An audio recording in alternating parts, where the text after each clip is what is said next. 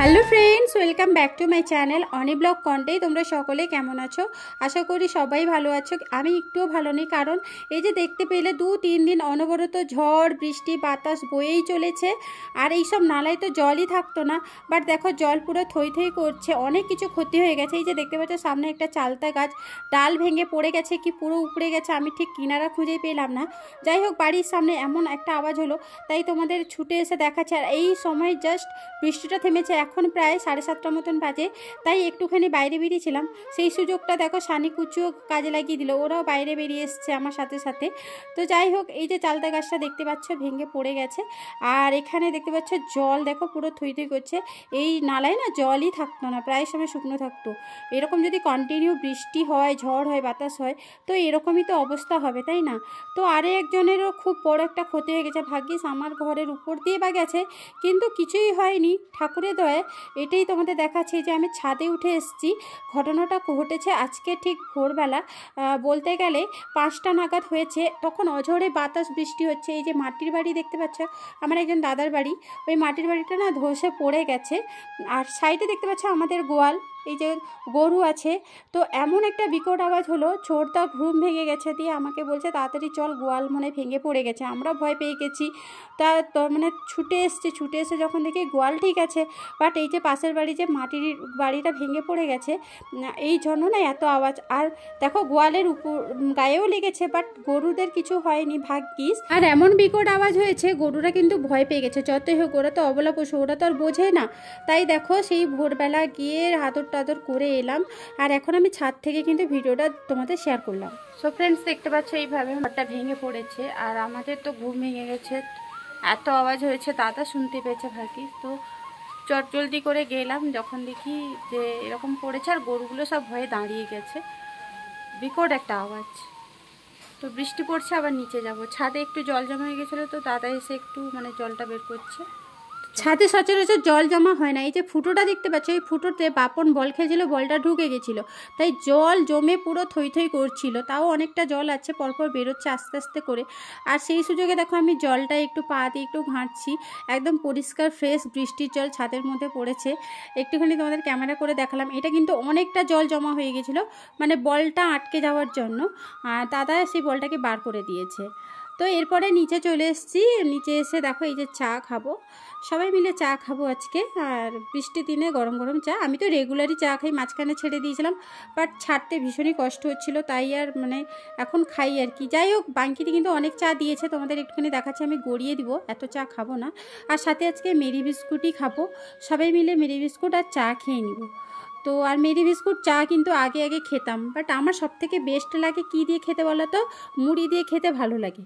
তো যাই হোক, এখানে আমি 4খানা বিস্কুট নিয়ে নিয়েছি। এবার আমি চা খাবো, আর একটুখানি ঢং দেখিয়ে তোমাদের সাথে মানে দেখাচ্ছি আর কি। প্রতিদিন চাটা দেখে, এবার চা খাওয়ার আর শেয়ার করা হয় না, তাই আজকে দেখো এই যে ফ্রন্ট ক্যামেরা করে একটুখানি চা খাচ্ছি, তোমাদের সাথে শেয়ার করছি। তো বৃষ্টির ওয়েদারে চা খেতে সত্যি দারুণ লাগছে। আর আমাদের এখন আর দুধ প্যাকেট কিনতে হয় না, যেহেতু গরু মোটামুটিভাবে দুধ দিচ্ছে, তাই চলেই যাচ্ছে আর কি। অতটাও বেশি দিচ্ছে না, মোটামুটিভাবে দিচ্ছে, মানে চলে যাওয়ার মতনই দুধটা পাচ্ছি। তো যাই হোক, আমি চা খেয়ে নিয়েছি। এরপর ফ্রেন্ডস, হঠাৎ করে একজন কাকি দেখতে পাচ্ছে এই ছাতুর কাজ করে, তো বাড়িতে নিয়ে এসছে। যেহেতু আমার বাড়িতে ছাতুই খাওয়া হয়, তো অনেকের বাড়িতে দিবে, তো যেহেতু নিয়ে এসে আর 500 গ্রাম করে আছে, আমি বললাম ঠিক আছে, ছাতু যখন নিয়ে এসছো দিয়ে দাও। আর টাটকা টাটকা ছাতু খেতে সত্যি ভীষণই ভালো লাগে। তো আমি একটা 500 গ্রাম নিয়ে নিয়েছি। ছাতুগুলো দেখতে পাচ্ছ বেশ বড় বড় আর টাটকা টাটকা। আর ছাতুর তো অনেক উপকার, তাই না? বিশেষ করে তো ফ্যাটটাকে ঝরায়, প্রথমেই বলেছি। সো হ্যালো ফ্রেন্ডস, এখন আমি গুড মর্নিংয়ে বলবো, কারণ এখনও 12টা বাজেনি। তো আমি স্নান সেরে ফুল দিয়ে দিয়েছি, তারপর চুলটাও শুকিয়েছি। আজকে চুলে না অনেক দিনের পরে তেল দিলাম, প্রায় 1 বছরের পরে মনে হয় আমি চুলে একটুখানি তেল দিয়েছিলাম। কারণ বর্ষাকালে এসছে, মানে হেয়ার ফল হচ্ছে তেল, আর অনেক দিন মাথায় তেল না দেওয়ার জন্য না চুল আবার মানে একটু একটু করে উঠছিল।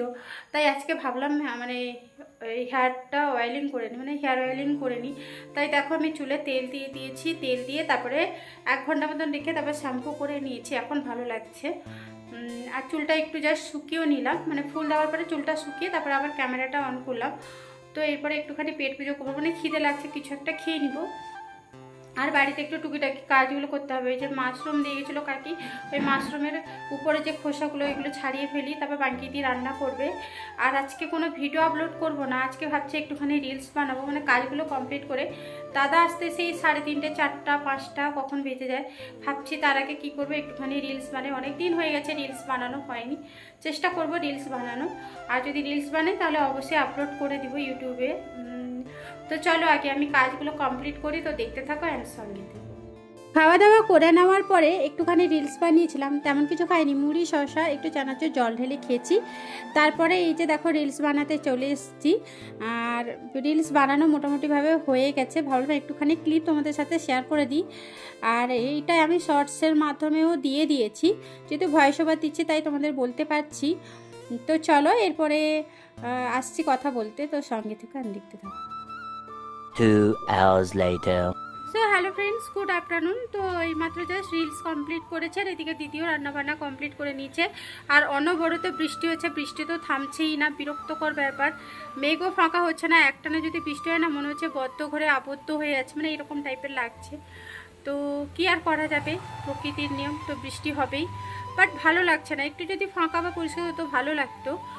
তো চলো রান্নাবান্না হয়ে গেছে, কি কি মেনু হয়েছে ওটা একটু তোমাদের সাথে শেয়ার করে দিই। তো চলো দেখতে থাকো অ্যান্ড সঙ্গে।